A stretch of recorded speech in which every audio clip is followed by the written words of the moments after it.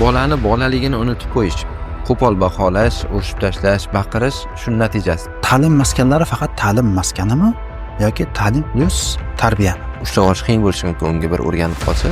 Reklama chiqyapti, yoshiga munosib. Bu ham bo'lsa nima? Xristianlik. Farzandlarim ertaga O'zbekistonga qaytadigan bo'lsa, O'zbekistonning qarashiga ko'ra to'g'ri kelmasligi mumkin. Nafsiga bo'yin egib, mag'lub bo'lib bu ishni qilib qo'ygan bo'lishi ham mumkin. O'g'li kelinga e'tibor qilgan, mehr berganini ko'ra olmaydi. O'g'li bilan birga yotadigan qaynona eshitganmisiz? Eshitganman. Astag'firulloh. Globalizmni ko'rsangiz, insoniyat insoniyatsizlik tomon ketayotganini ko'rasiz. 5 daqiqa, 10 daqiqa ham farzand eshitilmaganda bola qay darajaga borib qolarkan. Qalb mog'or bosgandan keyin uni tozalash oson bo'lmaydi. Endi o'sha farzanddan kelayotgan azob bilan hayotning qolgani ham azobda o'tadi. Assalomu alaykum. Va alaykum assalom. Yaxshimisiz? Sog'lig'ingiz yaxshimi? Rahmatmisiz. Xudoga shukr. Bugun mavzuni kelishdik. Faqat savollar kutilmagan bo'ladi deb o'ylayman. Ha, albatta. Sizdan oldingi do'stlarimiz bilan guruh ochib, o'zaro savollarni muhokama qilib, shu haqida suhbatlashsak-mikan, og'riqli nuqtalar nima deb ta'bir joiz bo'lsa, tayyor bo'lib kelgandikda. Ajoyib. Kamera bosildi ham nima haqida gaplashsak deyapmiz. Va inshaalloh taala Allohdan umidim xayrli, manfaatli, foydali narsalarni gapirtiradi. Inshaalloh. Hop, farzand tarbiyasi. Eng og'riqli nuqtamiz nimada? Xo'p, farzand tarbiyasidagi hozirgi kunda bizda eng og'riqli nuqta, men o'ylashimcha hozir o'zimiz kuzatuvlar natijasida faqat tarbiyani ta'minot bilan cheklanib qolyapmiz. Ta'minot ham albatta tarbiyaning bir qismi. Aslida tarbiya bu o'sha unib o'stirish degan ma'noni bildiradi, lekin ta'minotni o'zi bilan bola faqat jismonan unib o'sadi xolos, lekin uni ichki dunyosiga, ruhiyatiga, uni dunyoqarash kengayishiga, ilmi, aqliy salohiyatini oshishiga biz ko'p e'tibor qilmayapmiz. Bu eng og'riqli nuqtalardan shu bittasi deb o'ylayman. Chunki asosan otalar ko'chada ish bilan band bo'ladi va ona uyda hamma onalar ham tarbiya bilan mashg'ul bo'la olmaydi deb o'ylayman. Kimdir salohiyati bo'lsa qiladi, bo'lmasa o'z holida qoladi. Bola maktabga borib keladi, bog'chaga boradigan bog'chaga boradi va hokazo. Ko'proq tarbiyani biz maktabdan, bog'chadan yoki shunaqa boshqalardan kutyapmiz. O'zimiz tarbiya bermagan bolamizga boshqa birov tarbiya bermaydi. U maktabni, bog'chani vazifasi tarbiya ham emas o'zi. Ular ta'lim maskan, ular tarbiya beruvchi emas.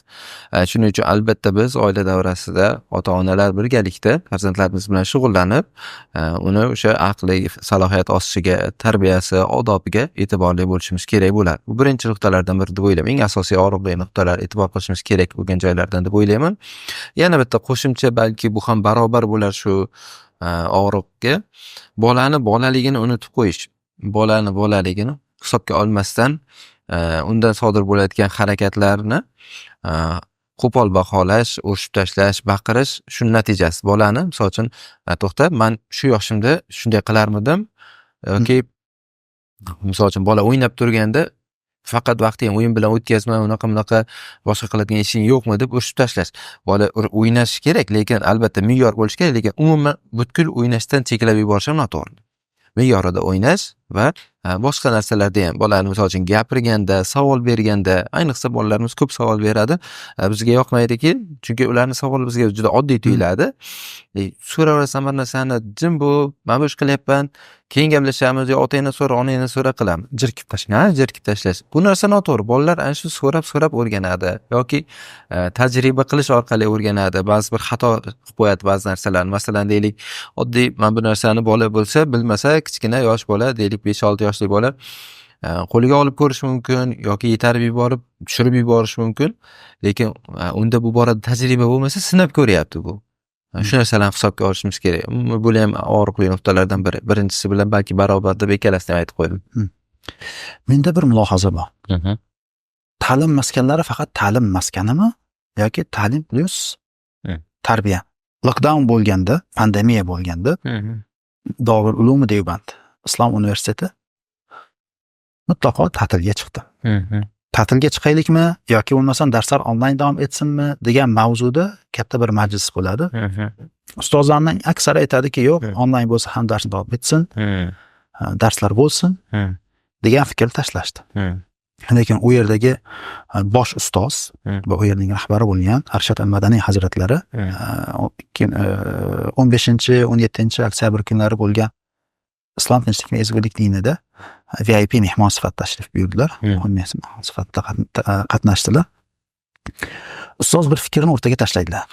Aytadilarki, bu Dorul Ulum maskani faqat ta'lim uchun ochilganmi yoki ularni ta'limiga qo'shib tarbiyasini ham berib komil inson yetishtirish maqsadida ochilganmi?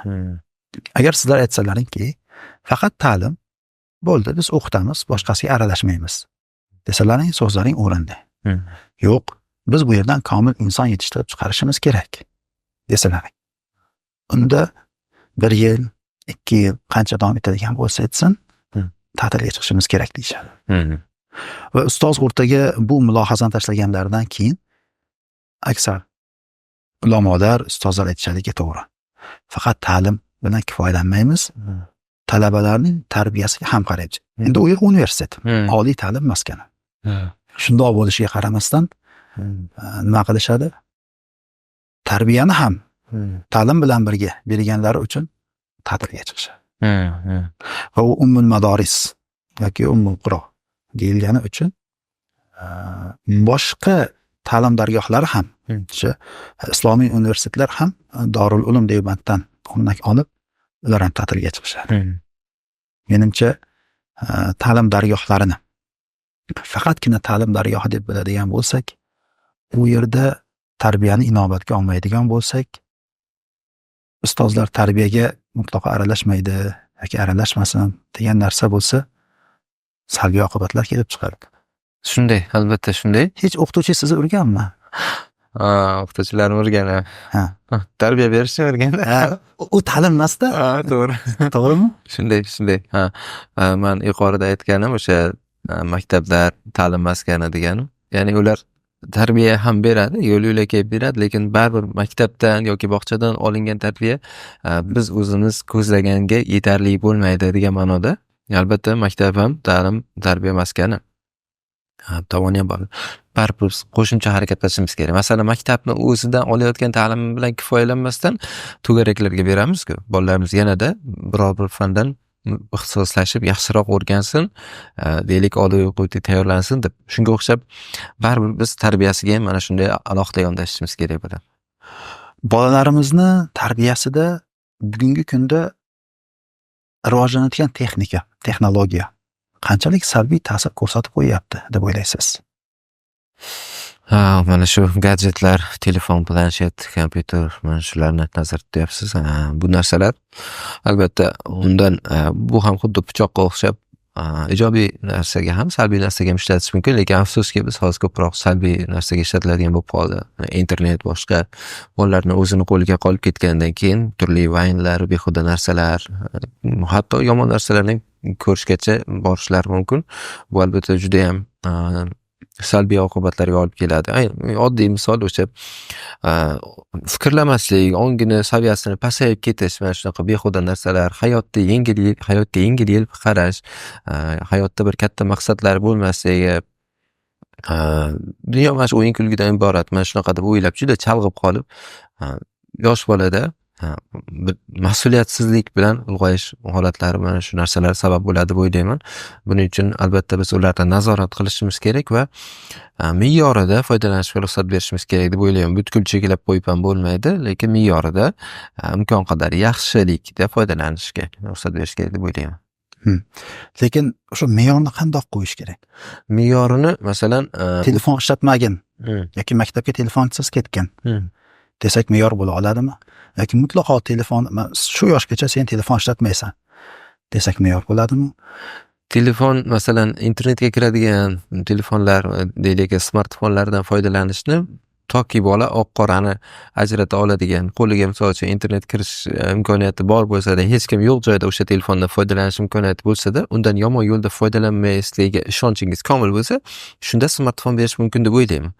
Undan oldin gaplashish uchun, uni qayerdaligini bilib turish uchun, deylik maktabdan olib kelish uchun qo'ng'iroqlashga, boshqaga kerak bo'ladigan bo'lsa, oddiy telefondan foydalanish kerak. Albatta, unda ham SMS boshqa vositalar orqali telefonlashish mumkin. Lekin har holda internetdan ko'ra nisbatan xavfsizroq. Boshlang'ich foydalanish qoidalarini o'rgatish mumkin. Misol uchun bolam buni foydalanganda har kim bilan yozishmaysan, telefonlashmaysan, unaqa deb qoidalarni tushuntirib, bu narsalarni singdirish osonroq. Lekin internetga kirganda juda ko'p narsa bor. Oddiy faxsh boshqa narsalar juda ham bolalarni misol uchun ushlab olish qiyin bo'lishi mumkin, unga bir o'rganib qolsa. Shuning uchun toki balki voyaga yetguncha bu narsaga erisharmiz. Oq qorani taniydigan bo'lguncha smartfondan foydalanmaslik kerak deb bilaman. Ungacha zarur bo'lsa oddiy telefon, bo'lmasa masalan darslar yuzasidan onlayn darslar bo'lishi mumkin, hisob-kitob boshqa bo'lishi mumkin. Uning uchun ota-onasining telefonidan foydalangan holda o'sha vazifalarni qilib olishi mumkin deb o'ylayman va me'yori masalan o'sha internetga kirib nimadir ko'rish me'yori qilayotgan yaxshi ishlariga ko'ra, masalan kunlik vazifalarni bajargandan keyin, kitobini o'qigandan keyin, boshqa qilgandan keyin dam olish uchun qanchadir vaqt, masalan 20 minut, yarim soat yoki 1 soatgacha bolaga mayli foydalan, ko'r, yomon narsalarni ko'rma. Mayli ko'ngilochar, endi biz aslida menga o'zim aslida istamayman, ko'ngilochar narsani ham uncha ko'rmayman, lekin mayli endi bola ekanini hisobga olgan holda, xo'p mayli o'sha ko'ngilochar narsalar biz uchun behuda narsalar bo'lsa ham o'shani mayli, misol uchun yarim soat ko'rishga ruxsat berishimiz mumkin deb o'ylayman. Men o'zimni prinsipim shunaqa bo'lib boradi. Men yoshini chegaralab qo'ygandim. Google account ochayotganingizda yoshi katta yoki yosh bola deysiz, necha yoshligini yozasiz, va e'tiborini bir narsa o'ziga jalb qilib qoldi. Reklama chiqyapti, yoshiga munosib. U ham bo'lsa nima? Xristianlik. Xristianlik reklamasi. Ya'ni bolalar uchun Iso alayhissalomni multfilmini taklif qilyapti, ya bolalar uchun Injilni taklif qilyapti. Men darhol to'xtatdim. To'xtatdim. Ya'ni majbur bo'ldim. Ya'ni yosh bola deb turib ro'yxatdan o'tkazgandan ko'ra boshqa tarzda qilmasa bo'lmas ekan. Nimaga endi men yosh bola deb ro'yxatdan o'tkazgandim? Uni o'tkazishimiz sababi Google'ni siyosatida yosh bola bo'ladigan bo'lsa, 18 dan kichik bo'ladigan bo'lsa, fahsh ko'rsatmaydi. Shunday. Fahshni o'z-o'zidan filtrlab beradi. Lekin fahshning o'rniga undan ham battari. Iymon o'g'irlaydigan reklama bilan chiqargan. Ofatni qarangda. Ustozimiz Muhammad Taqi Usmoniy hazratlarida aynan shu masala haqida so'radi. Demak, hazrat farzand tarbiyasi juda qiyin bo'lyapti. Ayniqsa Turkiyadek joyda o'ziga yarasha erkinlik bor. O'qituvchisi, do'stlari turk, ustozlari turk, qo'shni-qo'shnilari turk, o'ynagani tushsa pastga turib, ularning o'ziga yarasha mentaliteti bor. Bizning nazarimiz bilan qaraganda boshqacha ko'rinishi mumkin, lekin ularning o'zining nazarida haqiqatda bolalar odobli, axloqli. Juda ham tarbiyali bolalar. Faqat o'lchovni hamma o'zini qarichi bilan o'lchamaslik kerak-da. O'sha yerning qarichi bilan o'lchadigan juda yaxshi. Lekin farzandlarim ertaga O'zbekistonga qaytadigan bo'lsa, O'zbekistonning qarichiga ko'ra to'g'ri kelmasligi mumkin. Hazrat farzand tarbiyasida qiynalyapman dedi. Hazrat juda ham chiroyli bir so'z aytdilarki, haqiqatda bizning zamonimiz farzand tarbiyalashdagi eng qiyin zamon dedilar. Bolaning qo'lidan telefonni olib qo'ya olmaysan. Mutlaqo taqiqlasang, u nojoiz yo'l bilan o'sha narsasini ko'radi. Mutlaqo berib qo'ya olmaysan. Berib qo'ysang, yana nojoiz ishga qo'l uradi.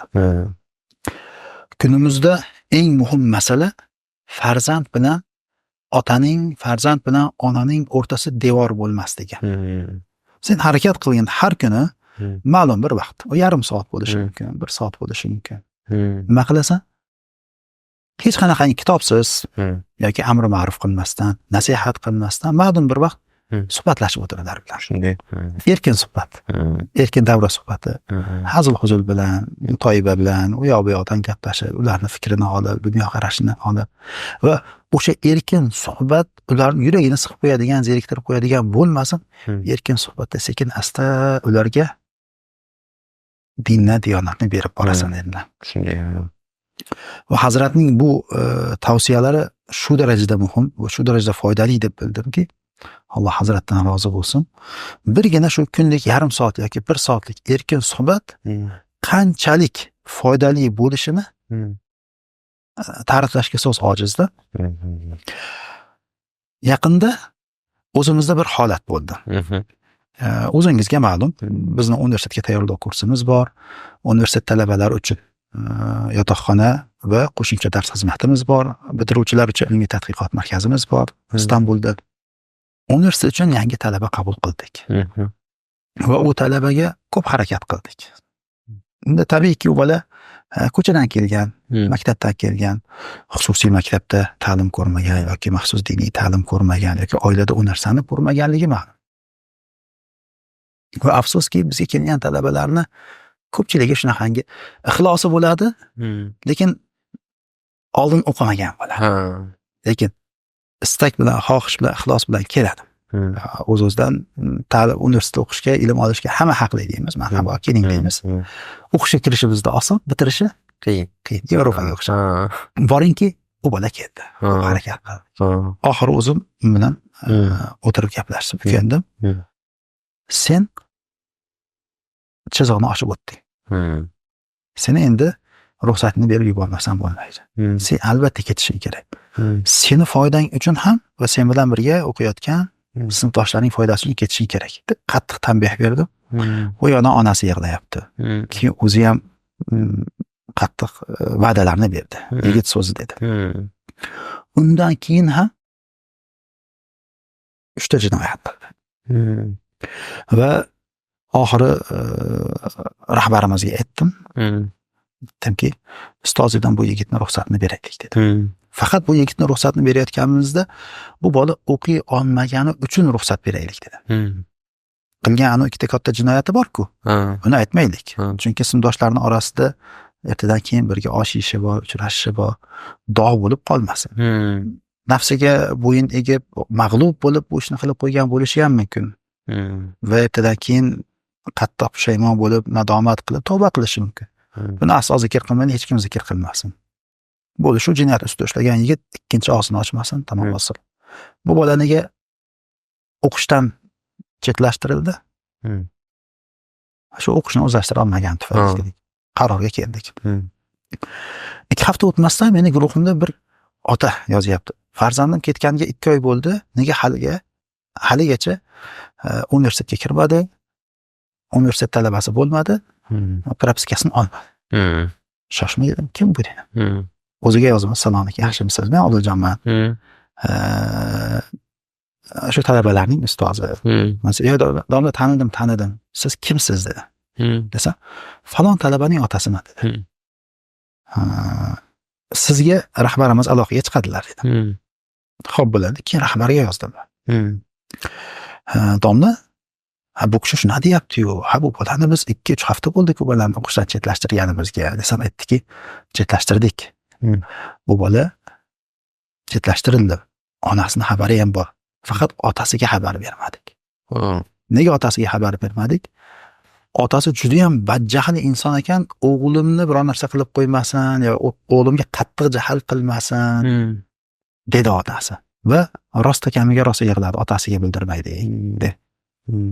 Sizlarning oilaviy ishlaring biz sizlarga bildirib qo'ydik deb onasiga bildirdik. Shun bilan bo'ldi, u bola chetlashtirildi dedi. Men muammoning eng ayanchli nuqtasini topgandek bo'ldi. Bola 17-18 yoshda, lekin bu darajada bo'lib ketishining sababi nima? Otasi bilan orada ota bilan ona. Ona nima bo'lgan? O'sha ota bilan farzandning o'rtasida devor bo'lgan. Hamma narsani o'zim hal qilaman deb o'ylagan.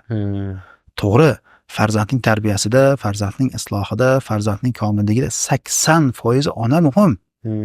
Lekin 20% shunaqaki, u 80% dan kuchli-da. 20 ga 80 foyda bor. 20 ga 80 foydasi bor. Onaning xatosi dedi. Bu bir.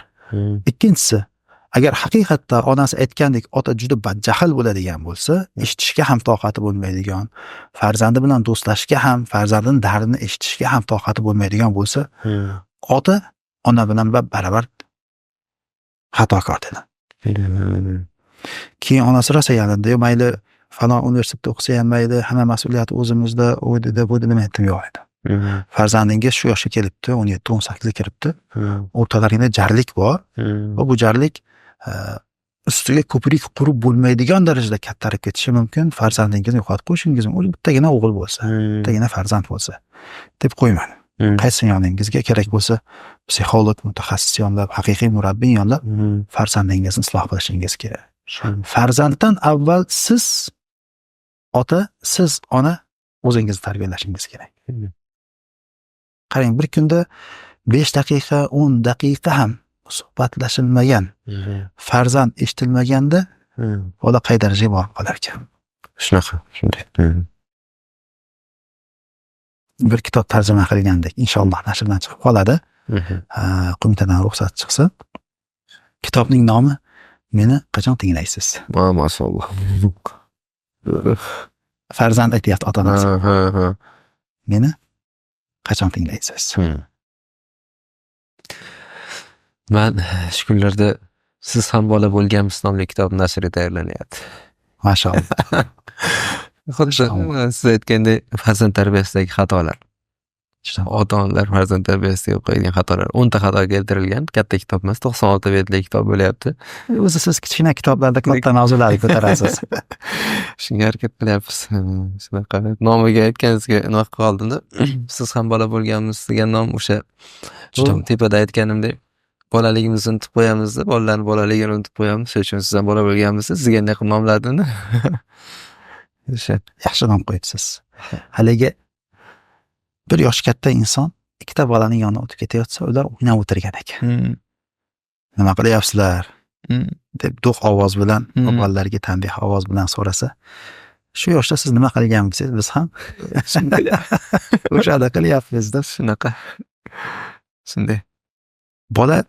Bolalik yoshida go'daklik yoshda 3 yoshgacha bo'lsin, 5 yoshgacha bo'lsin, olgan travmalari bor. Ruhiy jarohatlari bor. Shular haqida nima deysiz? Aytaylik, ota ham, ona ham ishlaydi. Bola bolaligini yasholmagan. Yoki ota-onani o'rtasida ajrimgacha boradigan janjallar bo'lgan, Allohning marhamati bilan keyinchalik yashab ketishgan. Yoki bolaga qo'l ko'tarilgan.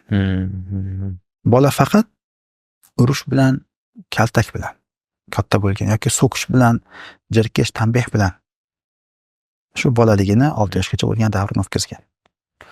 Shunaqa, bunday bolalarni o'zi aytganingizdek hozir o'ylab turganimda hayotda ham ko'rganman, eslayapman.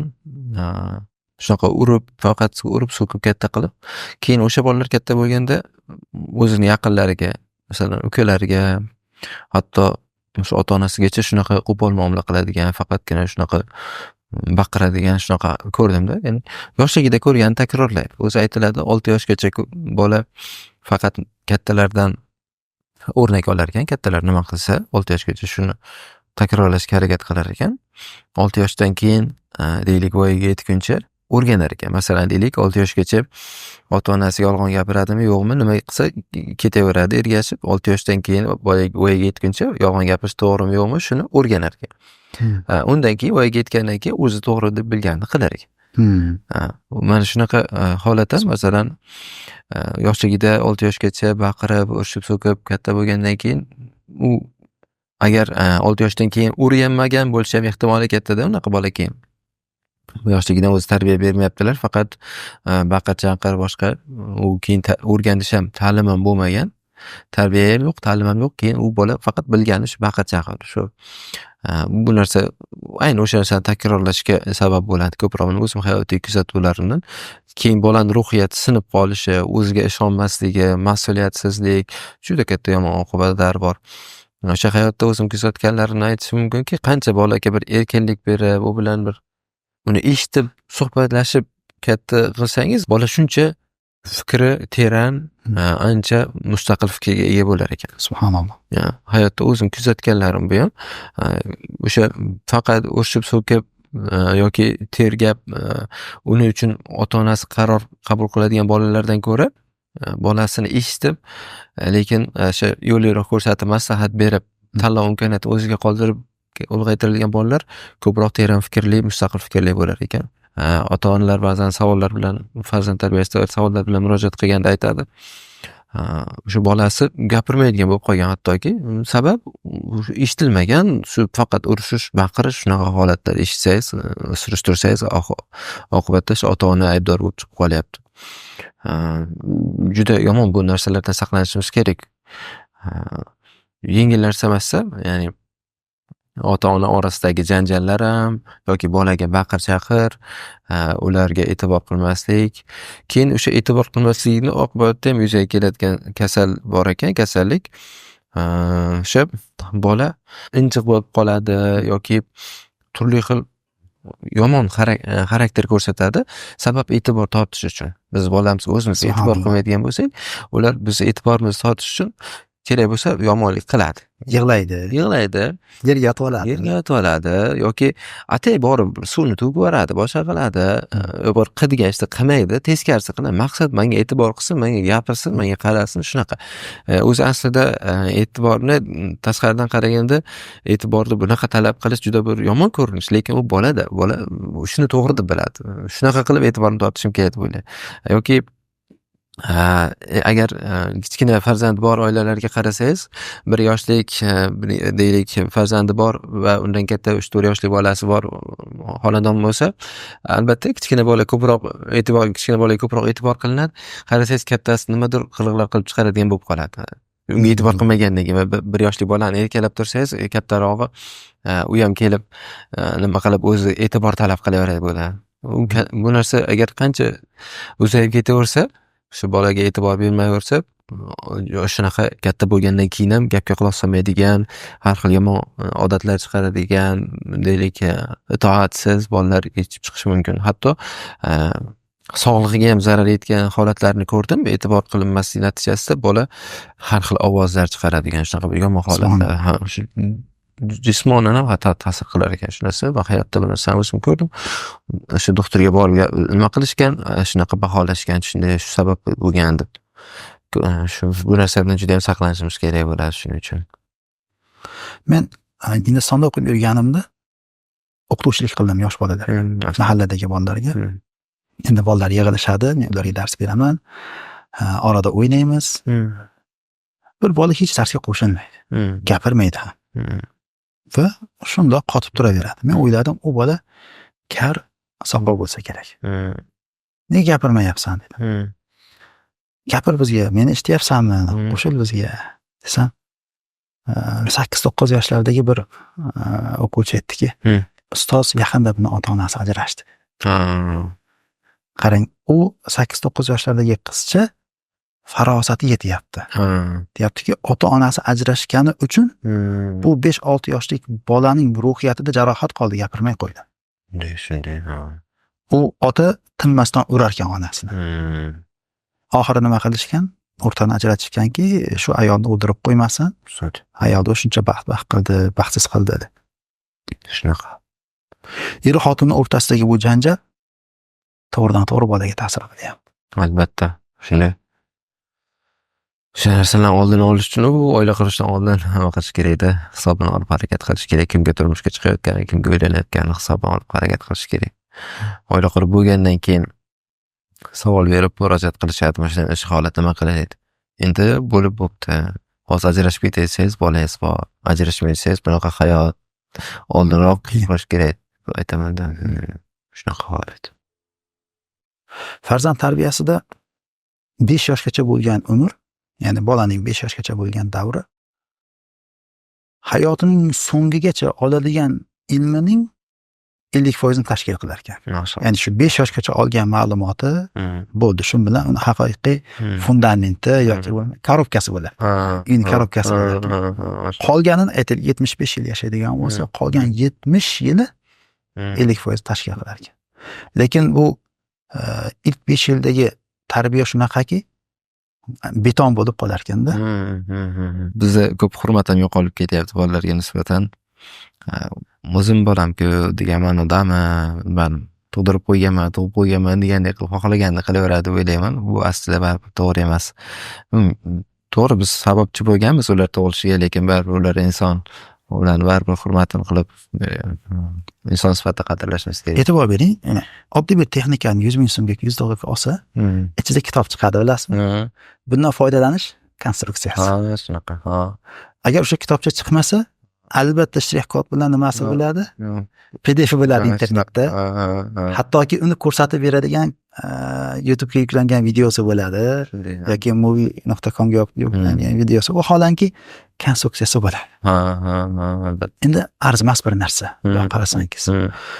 Buzib qo'ymasin deb o'sha uchun maxsus kitob qo'yib qo'yishyapti. Kitobni o'qib tushunmasligi mumkin deb o'sha uchun maxsus videoga olinyapti. Video yuklab qo'yilyapti. Farzand uchunchi Shunaqa farzand tarbiyasi uchun konstruksiya. Bizda bu borada qo'llanmalar bor, ta'limotlarimizda bor. O'sha narsalarga amal qilishimiz kerak. Qilmaymiz faqat. O'zi sotib olyapmizmi? Yo'q. Olgandan keyin o'qiyapmizmi? Shunday. O'qigandan keyin amal qilyapmizmi? Qarangda, afsuski, ayniqsa yoshlarimizda, boshqalarda farzandni ilmsiz va tajribaga boqilgan quyon deydi-ku. Xuddi shunga o'xshab tajribaga tarbiya qilingan quyon. Shunaqa. Bunaqa qilib ko'raychi, bundoq qilib ko'raychi. Balki bundoq qilsam bo'lib qolar, undoq qilsam qolar. Deb faqat tajriba qiling. Biror bir kitobda ilmiy isbotni ko'rdingmi? Yo'q. Ya o'zim bilaman deydi. Yoki ulug'lardan buni qayta va qayta tajriba qilib kelayotgan ulug'lardanmi eshitding? Bir ayol yozyapti ijtimoiy tarmoqda, menga o'sha farzand tarbiyasidagi ma'lumotlar qo'yib borsam, kuzatib boryapman, juda foydali bo'lyapti, rahmat. Shu vaqtgacha bolani dunyoga keltirsak bo'ldi, tarbiyalash kerakligi haqida bilmas ekanmiz deb 5 ta bolaning onasi deb yozadi. Endi 5 ta bola bo'lguncha katta bolasi 10 dan oshganda, endi juda bir hayanchli holat. Tarbiya berish kerakligini umuman o'ylamaganlar, faqat dunyoga keltirsak bo'ldi deb o'ylaydi. Ata shu gapni kitobning orqasiga yozib qo'ydim. O'sha odamlar hushyorlikka chaqirish uchun juda bir ayanchli holat. Mana shunaqa aytganingizdek, yo tarbiya beradi, yo bilgandek qiladi. Juda kam odam o'sha ilmiy ravishda o'rganib, tajribalardan foydalanib harakat qiladi. Bu narsa yaxshi emas albatta. Bolalar oddiy mana mashina olganimizda haydovchilik guvohnomasini olish uchun o'qib olamiz. Oliy o'quv yurtiga kirish uchun qancha tayyorlanib, imtihon topshirib kiramiz. Lekin bolalarimizni hech narsasiz shunchaki voyaga yetkazyapmiz. O'xshasa o'xshadi, o'xshamasa xo'p, endi bo'lmaydi. Unaqada biz o'zimiz kutganday ulug' bobolarimizdek insonlar yetishib chiqmaydi. Boshidan oila qurishdan oldin e'tibor qilish kerak bolalar tarbiyasiga. Biz farzandlarimiz kim bo'lishini istasak, avvalo o'zimiz o'shanday bo'lishga harakat qilishimiz kerak, keyin juftimiz mana o'shanaqa juft tanlashimiz kerak. O'shanaqa juft tanlashga harakat qilishimiz kerak. Ko'pchilik yoshlar o'sha oila qurish masalasida murojaat qilib, mana kamchiliklari bor, bunaqa, keyin o'zim o'rgatib olsam, tarbiyalab olsam, bunaqa qilsam bo'ladimi, o'ylansam nima deysiz shunga deb turadi. Unaqada u ayolni deylik uylanib, tarbiyalab, o'zi istaganday holatga keltirish uchun 5-6 yil deylik vaqt ketsa, bolasi ham 5-6 yilga kirib qoladi-da salkam. Lekin u tarbiya yuqori ekan. Hali o'sha tarbiyalay olsa, shu tarbiyalay olmasa nima bo'ladi? Tarbiyalay olib bo'ldi ham deylik, bir muvaffaqiyatli holatda bolasi maktab borayotgan vaqtda ona endi sal epaqaga kelib qolgan bo'ladi. U bolachi. Bu 6 yil, 7 yilda bola nima bo'ladi? Unaqada bizda bunaqa ulug' bobolarimizda insonlar yetishib chiqmaydi-da. Boshidan shuni hisobga olishimiz kerak. Birinchi navbatda shu farzand tarbiyasi qachondan boshlanadi deysa, men aytaman, bu oila qurishdan oldin, o'zimizni isloh qilishdan boshlanadi. O'zimizni isloh qilishimiz kerak, keyin o'shanga munosib juft tanlashimiz kerak, ana keyin birgalikda harakat qilishimiz kerak. Uni 5 yil bitta ayolni tarbiyalagandan ko'ra, oila qurgandan farzand tarbiyasi uchun xotin birgalikda harakat qilsa, homila bunyodga kelgan bunyod bo'lganda birgalikda harakat qilib, tug'ilgandan birgalikda harakat qilib, tarbiya ilmini o'rganib, o'shani to'g'ri parvarish qilib, to'g'ri tarbiyalab harakat qilsa, o'sha 7 yil vaqt ichida siz aytgandek 5 yilda asosiy 50% ilmni o'rganadigan bo'lsa, juda ko'p narsani o'rgangan bola ulg'ayishi mumkin-da. E'tiborni biz boshqa narsalarga qaratib qo'yapmiz. Eng qiyini o'sha o'zimizni isloh qilish yoqmaydi. O'zimizni isloh qilmaymiz. Keyin o'zimizga o'xshagan uchraydi. Keyin bu yog'i bola qiyin masala. Qachon u bola biz kutganday bo'ladi keyin. Subhanalloh. Haqiqatda farzandni tug'ilgandan keyin, tili chiqqandan keyin maktabga borish arafasida endi nima qilsak ekan? Deyish. Qanchalikgacha. Alisher Navoiy hazratlarining huzurlariga ma'lum va mashhur bo'lgan rivoyat. Bir kishi bolasini olib keladi. Tarbiyalash uchun. Ancha kechga qolibsizlar deyishadi. Shunday. Shunaqa. Nikohgacha bo'lgan tarbiya xoh yigitlarda bo'lsin, xoh qizlarda bo'lsin. Bularni oila va muhit tarbiyasi bor. Biroz oldin aytganimizdek ta'lim dargohlaridagi tarbiyasi bor. Lekin nikohgacha bo'lgan tarbiya kurslari bormi? Yoshlarni oilaga tayyorlashmi? Hmm. Ha. Ikromjonning kurslaridan xabarim bor edi. Shunaqa. Xo'p. Shavkatjonni Men o'zim ancha oldin harakat qilib ko'rgandim, lekin u ko'proq havaskor sifatida yozilgan kurs bo'lgani uchun keyin to'xtatib qo'yganman. Siz aytgandek, Ikrom akaning kurslari bor edi. Unda ko'proq umumiy edi. Farog'at qasri kursi. Yoshlarni oilaga tayyorlash va oilaviy munosabatlarni o'rgatadigan umumiy oila haqida kurs. Hatto bitta darsi farzand tarbiyasiga doir kurs ham edi. Dars ham edi. Bitta kursda hammasidan o'rgansa bo'ladi. Shavkat akada hozir shu kunlarda ham bo'lyapti, qabul bo'lyapti. Xayrli nikoh nomli adashmasam kurslar bor ekan, ochildi. Yoshlarni oilaga tayyorlashga qaratilgan kurs bor ekan. Keyin alohida boshqa kurslar er-xotin bir necha yildan beri yashab yurgan er-xotinlarga qaratilgan kurs ekan. Shunaqa. Endi bu mavzularda baribir biroz o'sha yoshlarni oilaga tayyorlash mavzusida diniy mavzuga kirishmasdan tayyorlash juda qiyin bo'lgani uchun hozir kurslar topilishi qiyin. Shavkat aka qo'mitadan o'tkazib, hozir boshlab turar. Yaxshi bo'pti. Mashalloh. Shunaqa bo'pti. Juda xursand bo'ldim. Xayr bo'lsin. Men o'zim yoshlarni oilaga tayyorlash bo'yicha kitob yozdim. O'sha oldin bir kurs qildim degandim. O'sha nomda kitob qildim va qo'mitada hozir inshaalloh ruxsat bo'lib qolar. Nomi ham ajoyib. To'ydan keyin kech deb nomladi. Mashalloh. Ishdan keyin kechdi. To'ydan keyin kech. To'ydan keyin kech. Bu narsani to'ydan keyin o'rgansangiz kech bo'ladi. Hozir o'rganib qoling degan ma'noda shunaqa nomladik. Inshaalloh hajmi ham kattaroq bo'ladi. Shu 250 betlar mo'ljallab turibmiz endi. Kitob davomini kutib qolamiz. To'ygacha ayni vaqti. Shundan keyin to'ygacha ayni shunaqa. Juda chiroyli nom. Mavzusi ham juda ham chiroyli. 250 bet hajmida bo'ladigan bo'lsa, inshaalloh ancha ma'lumot bor ekan. Inshaalloh. Hamma nuqtalarni o'tashga harakat qildim. Imkon qadar eng quvonarli holat bu mavzuda bir necha yildan beri gapirib yurganimiz uchun yozish ancha oson bo'ldi. 46 kun ichida yozib bo'ldim. Mashalloh. Alhamdulillah. To'ygacha yozib tugatdim.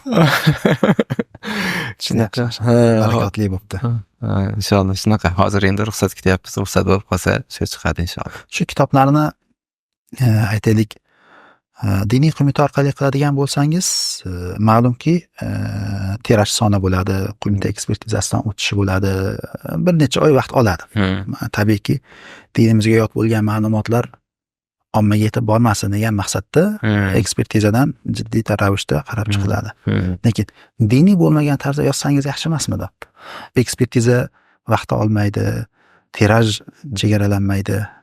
Tarbiyachi kabi kitoblaringiz kabi. Maşallah. Yoki u ham qo'mitalikmidi? Yo'q, tarbiyachi qo'mitalik emas. Qo'mitadan o'tkazadigan kitob yozilgani sababi bu aytgandek bu mavzuni batafsil yoritaman desangiz baribir diniy mavzularga kirishmasa bo'lmaydi. O'sha ayniqsa dinimiz talablariga ko'ra qanaqa juft tanlash kerak, nimalarga e'tibor qilish kerak, oila qurish qanaqa bo'ladi, shariat bu nimalarni qilgan, talab qilgan va u kitobning o'zida er-xotin haqlarigacha to'xtalindi. Ya'ni yoshlar faqat oila qurish bilan to'xtab qolmasin deb oila qurgandan keyin er-xotin haqlarini yozib shu bilan to'xtab tugatdim ya'ni. Keyinchalik ham hayotlari yaxshi ketishi uchun. Shuning uchun bu mavzular baribir diniy ma'lumot aralashtirmasdan yozib bo'lmasa, batafsil yozaman desa, shuning uchun qo'mitadan o'tadigan kitob qilishga majbur bo'ldim. Lekin oila mavzusida oila qurish arafasida bo'lgan yoshlar va oila qurgan yosh oilalarga qo'mitadan o'tmaydigan ommaviy kitob bor. Asal oy emas, asal hayot nomli kitobim bor. Alhamdulillah shunaqa. U hajmi ham 146 bet. Ayollarga ham, erkaklarga ham tavsiya qilingan kitob. Bitta kitobning ichida ham ayollarga tavsiyalar, ham erkaklarga tavsiyalar. Qisqa tavsiyalar. Hozir ijtimoiy tarmoqda yozilayotgan postlarda qisqa tavsiyalar. Atay shunday qilingan, o'sha tarbiyachiga o'xshash uslub. Odamlar shu internet ko'proq o'qib o'rganib qoldi, kitobga malollanmasin deb shunaqa qilingan. Ichida 170 dan oshiqmidi tavsiya bor. Tavsiya bor. Shunaqa. Bunaqasi ham bor. Juda go'zal. Alhamdulillah. Farzand tarbiyasida bir narsani aytib o'tdingiz. Uni jismoniy tarbiyasi ham, ya'ni taomlantirish, uni ta'bir joiz bo'lsa, halol luqma bilan boqish ham tarbiyaning bir qismi dedingiz. Shunga to'xtalsak. Ota farzandni ta'minotini qilishi va jismoniy deganimizdan keyin albatta uni salomatligi ham kiradi. Deylik, o'sha sport bilan shug'ullanishi. Biz asosan hozir o'zi shu narsalar bilan cheklanib qolyapmiz. Ya'ni faqat ta'minotini qilish, yedirib ichirish bilan cheklanib qolyapmiz. Ruhiy tomondan, ma'naviy tomondan biroz ancha oqsoqliklar bor. Bu endi luqmaga e'tiborli bo'lish, luqma haqida o'sha bolani jismoniy o'sib o'yish haqida gapiradigan bo'lsak, o'sha o'zi aslida musulmon kishi hamisha halol luqmaga e'tiborli bo'lishi kerak. Homila bunyod bo'lgandan keyin yanada e'tiborli bo'lish kerakligi aytiladi. Mana ayni o'sha rivoyatlarda bor-ku, 40 kun ayoliga yaqinlashmasdan keyin o'sha farzand ko'rishga harakat qilganlar. Ya'ni maqsad o'sha qozini qizi mabodo shubhali narsa yeb qo'ygan bo'lmasin degan maqsadda shunaqa qilib harakat qiling. Ya'ni bu Luqmani poklash. luqmani poklash uchun 40 kun o'sha oila qurgandan keyin ayoliga yaqinlashmagan rivoyatlar bor. Bu narsalarga shu darajada e'tiborli bo'lingan va biz ham e'tiborli bo'lishimiz kerak bo'ladi. Ayolga erkak kishi hamisha halolbop luqma olib kelishga, topayotgan tijoratiga, boshqasiga e'tiborli bo'lib, daromadiga e'tiborli bo'lib, ayolning o'zi ham masalan homilador vaqtida har xil joylardan ovqatlanmaslik, har kimni misol uchun haqqi o'tib ketishdan saqlanish kerak bo'ladi. Bu narsalarga o'sha bola tug'ilishidan oldin e'tiborli bo'lish, bola tug'ilgandan keyin ham o'sha hatto emizishga erning ruxsati bilan qilinadigan nimalar bor, ko'rsatmalar bor. O'shalarga e'tiborli bo'lishimiz kerak bo'ladi. Erkak kishi albatta doim oilasiga olib kelayotgan luqmasida halollikka e'tiborli bo'lish kerak. Bu haqida aytiladi-ku, biz ochlikka chidaymiz, lekin o'sha do'zax halolga chidolmaymiz. Bizga haloldan olib keling deb aytardi oldingi momolarimiz, deyiladi-ku. Shuning uchun ayollar ham erkakni doimo shu halollikka undab turishi, erkak ham doimo bu narsani yodda tutish kerak deb o'ylayman. Agar bu o'sha jismga bir nopok narsa aralashadigan bo'lsa, keyin har qancha tarbiya, har qancha ta'lim foyda bermasligi mumkin-da. Chunki qalb mog'or bosgandan keyin uni tozalash oson bo'lmaydi. Shuning uchun ham biz o'sha tarbiyamiz, ta'limimiz natija berish uchun pok narsa ustiga harakat qilinishi kerak bo'ladi. Bu narsa juda ham muhim. O'sha fundament narsalardan biri. Fundament narsalardan biri. Namangan ahlining, Namangan ulamolari, solihlarining go'zal bir xislatlari bo'lgan ekan. Qayerga mehmonga borishsa, yonlarida o'zlarining ahli ayollari pishirgan nondan bir parcha olib olishar ekan. Dasturxonda o'tirsalar ham o'shani chiqarib qo'yib, o'shandan oz-ozdan yeb o'tirishar ekan. Hech narsa yemayapti degan bir noto'g'ri tasavvur bo'lmasin. Yoki hamma taomlanayotganda siz taomlanmasdan o'tirsangiz, ularni ham qo'l ovqatga bormaydi. Yeyaptimi? Yeyapti. Taomlanishyaptimi? Taomlanishyapti. Faqat o'zlarining nonlar. Hatto mana shu luqmani pokiza saqlash hozirda ham bor ekan. Tasavvur qiling. Ya'ni biz buni misol tariqasida aytyapmiz va ajablanib aytyapmiz-da. Shunaqa. Vaholanki bu narsa solihlarimizning, ulug'larimizning hayotida oddiy bir namuna bo'lgan. Shunday. Aytganingizda esimga tushib ketdi. Biz uchun ajablanarli bo'lib qolgan, lekin noyob holat, lekin bor. O'zimizga kunda ham bor. Men o'zimizga yaqin bo'lgan, ukalarimizdan bo'lgan, o'sha yoshimizga yaqin bo'lgan bir do'stimiz bor. Umuman ko'chadan ovqatlanmaydi. Ko'rishib o'tirib gaplashaylik, biror joyga ketsam, yo'q deydi. Agar biror joyga borib gaplashsak ham, mabodo ovqatlansak ham, o'shanda ham ovqatlanmaydi. Shirinlik boshqa yeyish mumkin. Shunda ham to'lovni o'zi qiladi. Shu darajada ehtiyot bo'lmasam, necha yillik qadrdon tanishimiz baribir juda ehtiyotan oldinlari ko'rishganimizda hech bir ovqatlarni boshqa qilmasdi. Yaqinda bir ko'rishganimizda shirinlik yeb o'zi to'lab ketyapti. Yo'q deydi. Shu ehtiyot bo'ladi. Bor, juda kam bo'lsa ham bor hozirgi kunda ham baribir. Shunaqa ajablanadigan holat bo'lib qoldi, afsuski. Vaholanki bu odatiy holat bo'lgan. Shunday. Shunaqa. Farzandlarning tarbiyasida uning bobosi, buvasi, ahamiyati qanchalik katta. Farzandni uylagandan keyin darhol uni alohida kvartiraga yoki ijaraga olib chiqib qo'yishadi.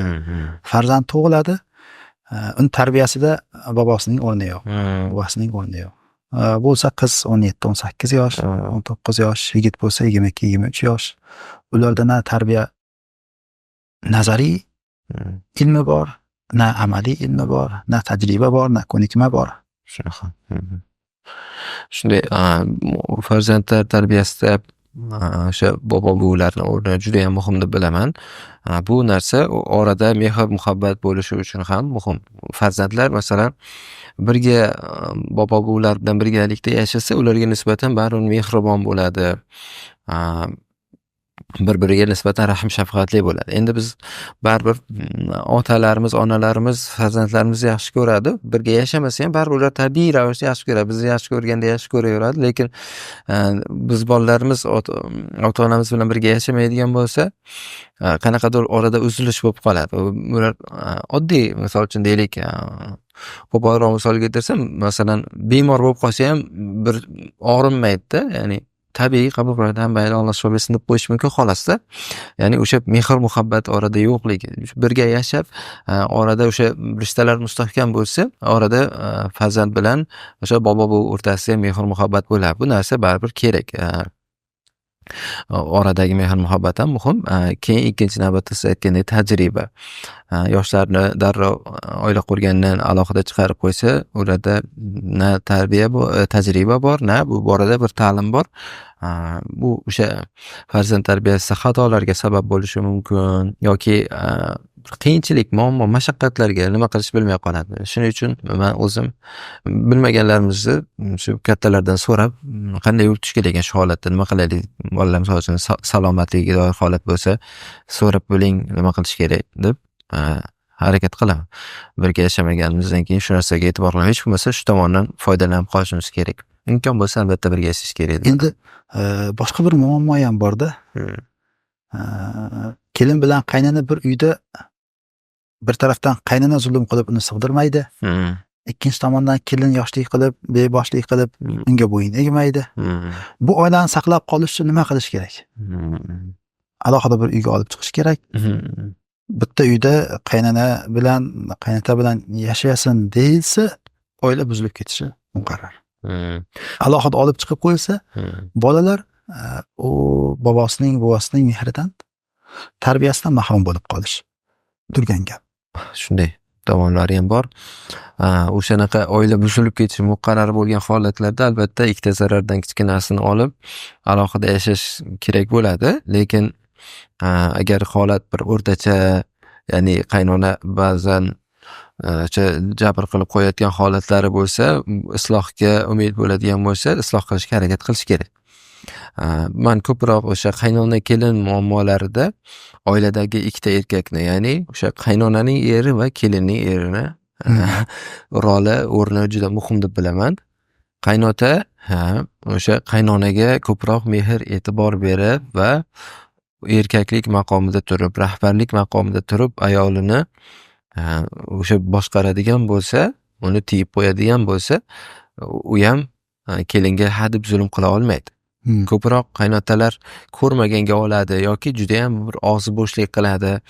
Ya'ni endi unday qilma, qo'ysangchi deb qo'yadi xolos. Ya'ni qat'iy turib, jiddiy chora ko'rib, nima deyapsan deb haqiqiy oilada bir rahbarlikni ushlab qola olmaydi. Keyin yana o'sha e'tibori ham muhim. Qaynona eridan e'tibor ko'rmagan yoki hali ham ko'rmaydi, mehr ko'rmaydi, boshqa bo'lmaydi. Keyin o'g'li kelinga e'tibor qilgan, mehr berganini ko'ra olmaydi. Qizg'anadi. Bu beixtiyor o'sha hasadga, qizg'anishga o'tib ketib qoladi. Uni o'zi boshqara olmay qoladi. Shuning uchun orani buzishga harakat.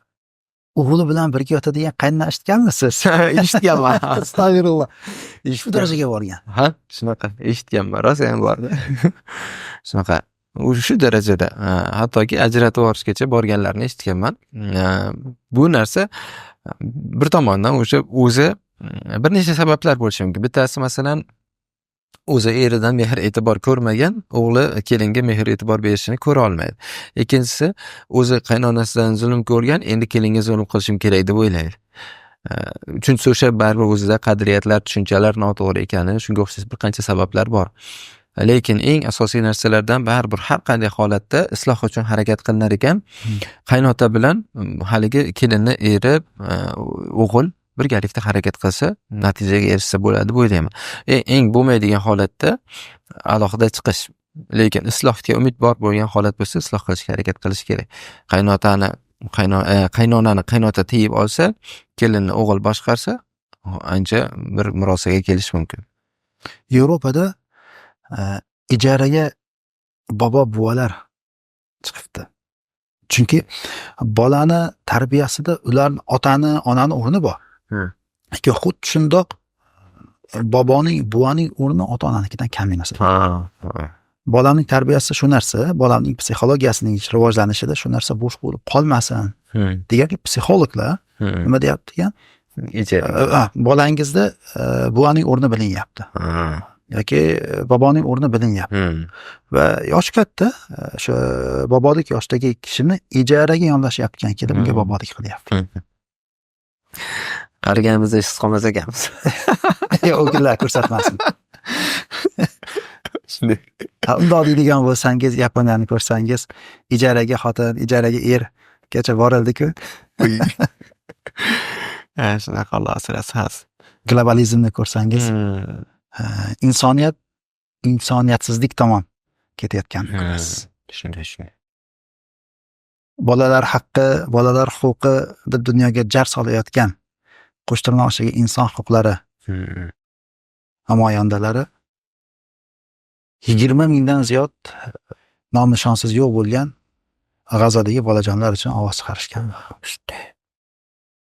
Yoki ayol huquqlari, feminizm, ayollar erkaklar bilan teng deb og'zini yirtadiganlar, bombalar ostida o'lib ketayotgan qizlar, ayollar, opa-singillar uchun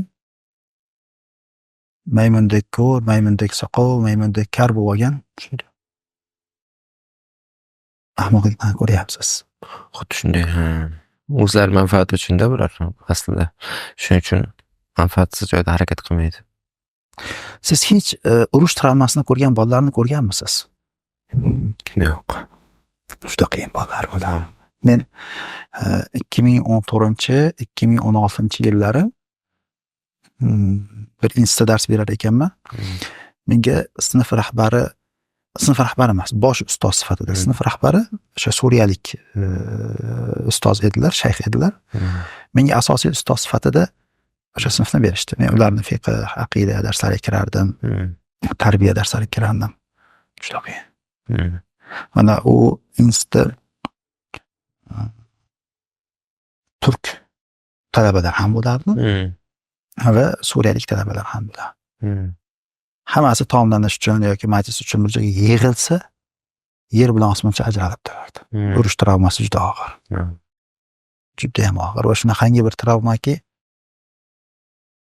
men o'sha o'quvchilarimni ba'zilarini 2022-2023da uchratdim. Katta bo'lgan, uylangan, o'z ishiga ega, qayerdadir katta bir yaxshi bir ishda ishlayapti. Lekin baribir o'sha bolalikdagi travma qolib ketgan. Otasini yo'qotganlar bor, onasini yo'qotganlar bor. Alloh taolo bunday urushlardan asratsin. Beixtiyor Quraysh surasida Allohning bergan ikki ulug' ne'matidan biri va amanahum min xavf. Xavfdan Alloh taolo omonda qilib qo'ygani Makka ahlini, Qurayshni.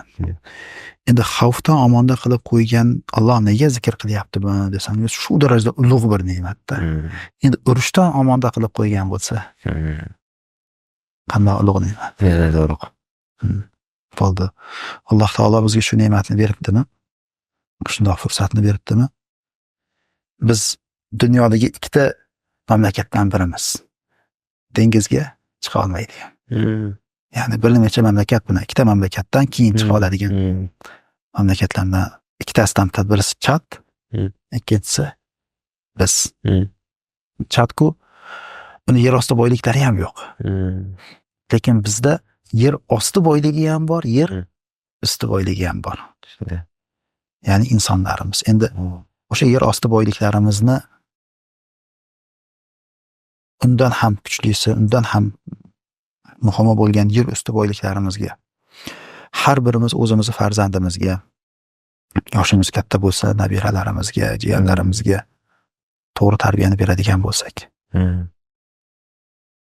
o'zimizning ilmga asoslanmagan, isbotlik topmagan tajribalarimiz bilan emas, balki soha mutaxassislarining kitoblari, mutaxassislarning tavsiyalari, tajribalari bilan farzandlarimizni to'g'ri tarbiya qiladigan bo'lsak, menimcha faqat hayotimizni oxiri rohatda o'tadi. Inshaalloh, albatta shunday ham. Hatto hayotimiz oxiri ham emas. Men Muquljon aka havasim keldi. Asolda shunday. Havasim keldi. Mana Chunki o'qish yashayotgan jamiyatning sotsiologiyasini ozmi ko'pmi o'qiganman, bilaman. Qiyin. Va u yerning xosatan g'arbning bir jinslilik rivoji uchun qilayotgan harakatlardan ham xabarim bor. Angliyada Islomiy universitet, Islom instituti rahbarlari orasida do'stlarim bor. Bizga majburlayapti. Tasavvur qiling, Mahatda Islom institutida bir jinsiylik targ'ibotini deydi. Shu darajaga boradigan. Endi shunday bir jamiyatda farzandlarini komil inson, mo'min musulmon inson qilib yetishtirish. Nafaqa yoshiga yetmasdan turib, nafaqadagi insonning lazzatini totib yashash. To'g'risi havasim keladi. Shunday. Endi musulmon emas qadriyatlari bizni qadriyatimizga mutlaqo yot bo'lgan jamiyatda shunaqa qilib farzand tarbiyalasa bo'larkan-ku. Mana isboti. Nega endi biz uni qila olmaylik? Yoki buning g'ir teskarisi inson farzandlarimning kelajagi uchun deb bu yerdagi ishini, joyini, hammasini yig'ishtirib uygacha sotib Amerikaga ko'chib ketyapti. Lekin farzand politsiyaga shikoyat qilyapti, otam menga qattiq qo'llik qilyapti deb davlat farzandni olyapti, otani qamoqqa tashlayapti. Shunday. Yoki ayol erdan shikoyat qilyapti, er qamoqqa tashlanyapti. Vaholanki u ota shu farzandlarim deb, oilam deb ketgandi. Ikkalasi ham, bu ustozning oilalari ham g'arbda, bu kishining oilasi ham g'arbda. Shunday. Lekin natija ikki xil. Birisi havasli, ikkinchisi ayanchli. Shunday. Shunaqa. Meni ko'p do'stlarim bor. Biri Yaponiyadan ko'chib keldi. Farzandlarim uchun deb. Tasavvur qiling-da.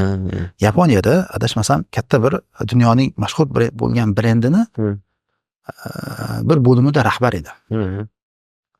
Ishini tashlab keldi. Boshqa birisi bo'lsa Koreyada. Yana bir do'stimiz Avstraliyada. Yana boshqasi hozir AQShda farzandlarim yoshi katta bo'lib qolyapti. O'zbekistonga qaytish harakatidaman deyapti. Shunday. Chunki u yerdagi jamiyatni ko'ryapti-da. Boshqa vatandoshlarimiz bo'lsa farzandlarim kelajagi uchun deb Ko'chib ketyapti. Farzandchi. Men avvalo o'zim uchun so'rayman Alloh taolodan, keyin bizni bunaqangi qiyin imtihon bilan imtihon qilmasin. Tasavvur qiling, inson hayotini shu farzandlari uchun vaqf qilib yuboradi. Yo'qsa yarim kosa ovqatga men qolganiga ayolim to'yadi. Ota-onaga, ya'ni er xotinga bitta kosa ovqat yetib ortadi. Lekin o'sha farzandlar uchun deb yashaydi, uy-joy qiladi, farzandlarini xususiy ta'lim, xususiy maktablarda o'qitadi, universitetlarda o'qitadi, kasb, hunar kerak bo'lsa o'rgatadi. Bo'ldi. 50, 55, 60 yoshigacha farzandimni deb yashadi. Va mashaqqatli hayotni, iqtisodiy, ijtimoiy, moddiy, ma'naviy jihatdan mashaqqatli hayotni yashab o'tdi-da, endi farzandi oyoqqa turganda nafaqaga chiqib, rohatimni ko'rib, nabiralarimni tarbiyasi bilan shug'ullanaman deydigan yoshga kelganda, endi o'sha farzanddan kelayotgan azob bilan hayotning oxiri, hayotning qolgani ham azobda o'tadi. Bir tarafdan qizlarning azobi, ikkinchi tarafdan o'g'il farzandlarning azobi hech havas qiladigan emas. Shunday, albatta. Shundoq ekan. Menimcha psixologik yoki boylikni oshiradigan yoki shunga o'xshagan kitoblardan ko'ra tarbiyaga oid bo'lgan kitoblarimiz juda muhim. Shunday. Kerak. Hammasi ham kerak. Endi ehtiyojimiz ko'proq shunga bo'lyapti haqiqatan. Men inshaalloh niyatim bor. Bundan keyin harakat qilmoqchiman ko'proq shu tarbiya va bolalar uchun bo'lgan kitoblarga. Sababi bittasini qilgan bilan yetarli bo'lmaydi deb o'ylayapman. Katta bo'shliq bor. Chunki biz deylik faqat ota-onalarga bolani bunday tarbiya qil, bunday tarbiya qil deganimiz kifoya qilmaydi. Bolalar o'ziga ham bir narsani o'rgatib turishimiz kerak. Bolalarga ham misol uchun ota-onangni hurmat qil, ustozingni hurmat qil deyishimiz kerak. Yoki faqat bolalarni o'ziga ota-onangni hurmat qil, ustozingni hurmat qil deb qo'ysak-ku, ota-ona farzand tarbiyasida xatolarga yo'l qo'yayotgan bo'lsa, u ham bo'lmaydi. Shuning uchun bir harakat qilib inshaalloh ekanlarga ham ikkita yo'nalishda ham ijod qilish niyatim bor. Bundan keyin asosiy e'tiborni shunga qaratish niyatdaman. Shunda bolalarimiz yaxshi biz umid qilganday, biz istaganday bo'lib yetishadi deb umid qilaman. Shu bir kishi aytardi, yaqinda akamiz, "G'iyosdan siz qilgan mehnatlaringiz mevasini 20 yildan keyin ko'rasiz" deb. Inshaalloh 20 yildan keyin Qolmaydi inshaalloh. 20 yilga qolmaydi inshaalloh. Inshaalloh. Shunaqa endi hozirgi bolalar haqiqatan 20 yilga qolmaydi. 15 yillarda taxminan natija ular deylik hozir 5-6 yoshli bolalar yoki 7 yoshli bolalar tarbiya topsa, kitoblarni o'qib, odob, axloqqa o'rgansa, boshqa qilsa, erta 20 yoshdan oshib 15 yildan keyin jamiyatda asosiy kishilar bo'lib chiqadi endi bular. Inshaalloh. Shuning uchun harakat qilamiz. Niyatim bor, asosiy e'tibor shunga qaratmoqchiman. Qarang, Farog'at qasri. Ikromjon domlamizni kurslari yoki Shokanjon domlamizni kurslari. Xayrli nikoh. Nikohgacha bir domlamizniki nikohdan keyin bu faqat shu ikki domlamiz xizmat qilayotgandeklar maydonda. Vaholanki juda ham katta bir maydon. Juda ham muhim bir maydon. Ziyovuddin domlamiz bolalar uchun tarbiya darslari, seminarlari, odob axloqqa oid. Shu uchta domlamiz yetadi deb o'ylaysizmi? Bu ustozlar ustoz yetishtirishsa ham yetmasa kerak menimcha. Shunday. Faqat nega boshqa domlalarimiz yoki ziyodiylarimiz shundoq foydali va o'zimizni qadriyatimizga munosib ateistlarning yoki deistlarning yoki boshqa din vakillarining mafkurasi bilan bo'lgan darslar, treninglar, seminarlar, kurslar emas, haqiqiy o'zimizning qadriyatimizga munosib bo'lgan, qadriyatimizning aynan o'zi bo'lgan darslarni o'tishyapti. Nega yo'q? Boshqalar desa, men o'ylayman talab kam. Agar talab ko'p bo'ladigan bo'lsa, psixologlar qo'ziqorinning ayrobida biz ham harakat qilib ko'rdik, aytganimizdek. Menda ham misol uchun bir necha kurslar bor, yozib ko'rdik. Asal hayot kursi yozdik. To'ydan keyin kechdim, oldin o'zim yozganman. U chiqarsak ham bo'lar hisobdan, havaskor yozib. Keyin orzudagi oila deb yozdik. Uni ham shu umumiyroq qildik. Oila qurish arafasida bo'lganlar va oilalilar uchun qilib 8 ta darsdan iborat bir mini kurs qilib qildik. Lekin haqiqatda bilmadim, odamlar to'g'risi balki pul berib o'qigish emas. Har holda pulli kurs bo'lgani uchunmi, biz kutganimizdan juda ham kam odam o'qidi, qabulga yozildi. Masalan, umumiy olib qaraganda auditoriya 80-90 ming atrofida odam bo'lsa, barcha ijtimoiy tarmoqda o'qigan odam bir 60 ta odam bo'ldimi, 30 ta odam bo'ldimi, shunaqa 30 ta shekilli, 30 ta odam ekan, 60 ta emas, 30 ta. Endi muammo shunda-da. Bunaqa bo'lgandan keyin qiyin-da. Ya'ni bir kishi aytgandi. Sal g'alati misol bo'lishi mumkin. Tovuq o'g'irlagan odam o'ldirgan odam qamaladi degandi-da. Ya'ni odam o'ldirgan odam? Tovuq o'g'irlagan odam o'ldirgan odam qamaladi. Bu endi sal negativ ko'rinadi, lekin men shuni ko'p misol keltiraman. ya'ni vaqtimni man shunga vaqt haqida gap ketsa shuni eslaymanda. Man vaqtimni nimaga sarflayapman? Ya'ni Qoladigan narsami? hozir misol uchun Qoladigan o'ttizta odam uchun harakat qilib, qanchadir vaqtimni sarflab, video yozib, dars qilib, o'qilib qilishimga arziydimi? Birinchi navbatda vaqtim shunga arziydimi? U arzimaydi. Undan ko'ra boshqa narsaga sarflayman. Siz aytgandek ko'proq odam talab bo'lsa, boshqa bo'lsa, o'qiydiganlar bo'lsa, keyin o'qiganda ham haqiqatda o'qiydiganlar. Bir amallab sotishingiz ham mumkin. Kursni amallab sotsangiz ham, undan keyin vazifalarni bajarmaydi. Biz misol uchun kuratorlar qo'ydik, vazifalar berdik har darsdan keyin, ovozli chatlar qilib, imkon qadar mana shu narsani o'zlashtir, oilangga tatbiq qilib, foyda bo'lsin deb harakat qilyapmiz. Hatto agar mana shu narsani o'qisang, o'rgansang, tatbiq qilsang, unda ham foyda bo'lmasa, men birga bir san bilan O'zim ishlayman. O'zim ishlab, o'sha muammoni bartaraf qilaman. Yo'q-da, o'qimaydilar-da. Katta muammo. Shuning uchun u narsaga to'g'risi bunaqa odam uchun harakat qilishga, vaqt sarflashga nima qilmayman. Undan ko'ra boshqa narsaga, deylik, kitob yozishga vaqt sarflagan men uchun yaxshiroq. Hech yo'qsa 5 mingta odamni qo'liga yetib boradi. Shunday. Shunisi foydaliroq. Lekin kitobni sotib olsa o'qirkan inson. Kitob bilmadim, balki arzonroq deydilarmi kitobni. Shunaqa. Kitobxonlik oshyapti. Keyingi suhbatimizni ruxsatingiz bilan kitobxonlik haqida qilsak. Mayli, albatta. Nima deysiz? Mayli, bemalol. Chunki juda muhim mavzularda kitoblaringiz bor va hozir suhbat asnosida zikr qilgan kitoblaringiz haqida suhbatlashsak ham, hatto bir kitobni o'zi menimcha to'ydan keyin kech. Kitobining o'zi bir yoki bir necha suhbat uyushtirsa bo'ladigan. Chunki hozirgi statistikani ko'radigan bo'lsangiz, ajrash juda yuqori. Uylanish haqida gaplashishdan oldin ajrash haqida gaplash kerak deb bo'ladigan darajada. Hatto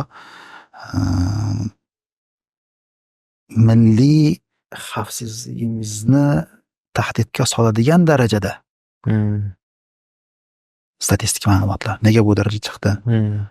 Allohdan umidimiz keyingi suhbatimizda kitoblaringiz, umuman kitobxonlik haqida gaplashar ekanmiz. Bu mavzularga ham to'xtalib o'tamiz degan. Inshaalloh. Sog' bo'ling. Rahmat. Alloh rozi bo'lsin.